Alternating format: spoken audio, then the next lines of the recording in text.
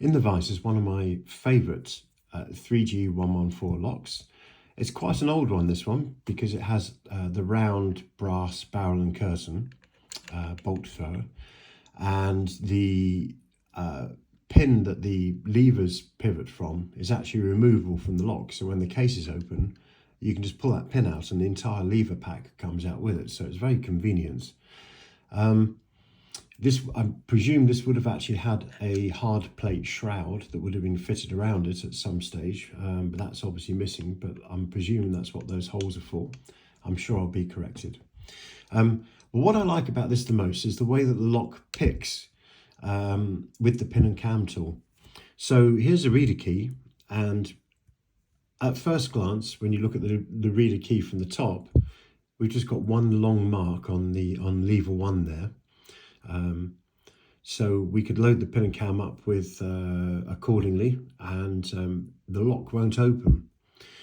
If we look at the reader key from the side for end on, we've got two very small marks, one in position 2 and one in position 4.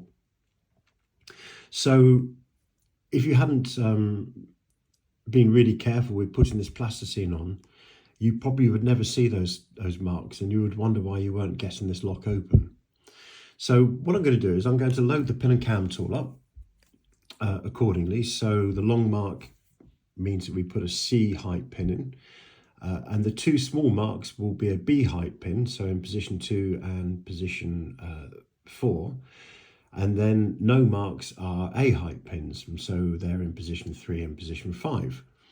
And this is an ABA pattern lock, so whatever happens to position 5 or 3, you do the same vice versa.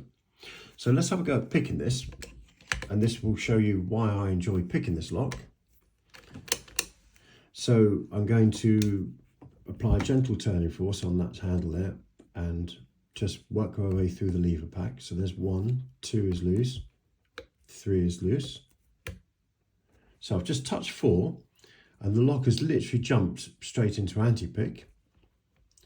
Let's go to 5. So 5 feels really solid. Let's go back to the beginning. 1 is loose, 2 is loose, 3, 4. So pin 5 has jumped into anti-pick. Now, there are very simple rules with this pin and cam kit, and that is if an A height pin goes into anti-pick, then you change it to a 1 height, and then you don't pick it anymore. So what we'll do is we'll take pin 5 out of the pick and we'll change that to a 1.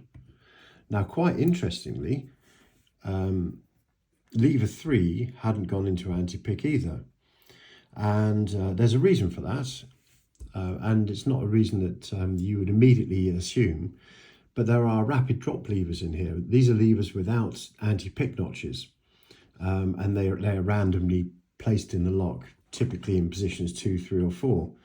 So because position 3 hasn't gone into anti-pick, but it is an ABA pattern, I am going to change that pin from an A height to a 1 height and assume that that lever is in fact one of these rapid drop levers with a straight fence with no anti-pick notches on it. So now with those two 1 height pins in there, we do not touch those inside the lock. If we pick those, then we're going to get ourselves into a bit of a sticky situation. So all we need to do now is pick levers 1, 2 and lever 4. So let's reset the lock, make sure they're pushed down, pop them in, pick up the tension. Okay, so I've just touched 1 and the lock has immediately jumped into anti-pick. So what's going on now?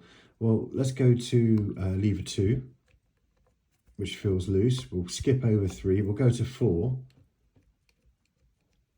4 is feeling a little bit spongy, so let's go back to 1. 1 is good. 2 is okay. So 4 has gone solid into its anti-pick. So with this lock, if you put a B pin in and you pick it, and the B pin puts the lock into anti-pick, then you change that out for an an A height pin. So let's change that from a B to an A. And then having done that, you then no longer need to pick that lever because it's at the correct height. So now positions 3, 4 and 5 we don't touch. So the only positions we need to pick now are 1 and 2. Let's reset the pick. Okay, so we'll pick position 1 and it's jumped into anti-pick. Position 1 is loose. We'll go to position 2 and position 2's gone solid. So that means that position 2, which is a B height, is in fact actually going to be an A height, but you don't have to pick it. So we'll take that pin out. We'll turn that from a B to an A.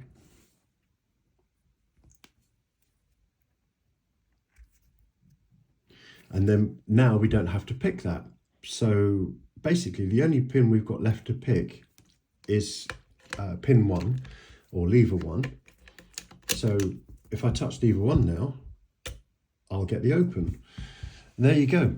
This lock has displayed all of the logic that you can find inside a 114 a 114 lock like this to pick. So everything that you need to know about the pin and cam is all encapsulated inside this one lock, and that's why I like it. It's an enjoyable pick. It's good to be able to find one where you can work through the entire process.